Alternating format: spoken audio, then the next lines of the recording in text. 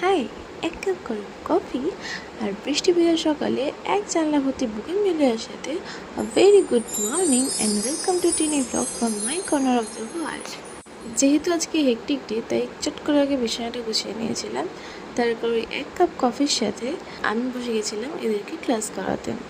8টা থেকে 12টা পর্যন্ত দুটো ব্যাচ কমপ্লিট করে নিজের স্নান সেরে ঠাকুরকে পুজো দিয়ে জামাকাপড় করাচ্ছিল আয়রন, বিকজ খুব খারাপ অবস্থা হয়ে গেছে। ঘরকে প্যাম্পার ওঠান আর জামা কাপড়কে প্যাম্পার ওঠান, এবার নিজেকে প্যাম্পার করার পালা। এরই মাঝে শুনলাম আর কি একটা পার্সেল রিসিভ হয়েছে, স্টিল আনওপেন করে আছে। তারপর বিকেলের একটা ব্যাচকে ক্লাস করানোর পর সেকেন্ড ব্যাচের স্টুডেন্টের থেকে ছুটি ছিল, তাই আমি ভাবলাম আমি একটু এদের কাছে ঘুরে আসি, যাদের কাছে প্রায় এক সপ্তাহ ঘুরতে যাওয়া হয়নি। সেখানেই এক কাপ চা আর বেহুলা লক্ষ্মীন্দর থেকে ফিরলাম আমি ঘর। তারপর বোনের ইউকেলে নিয়ে বাজানোর বৃথা একটা চেষ্টা করে ভাবলাম না, নিজেরটুকু করি বলে নিজের নাচটুকু প্র্যাকটিস করার পরে আজকের এই সুন্দর হেকটিক দিনটার করলাম দি এন্ড।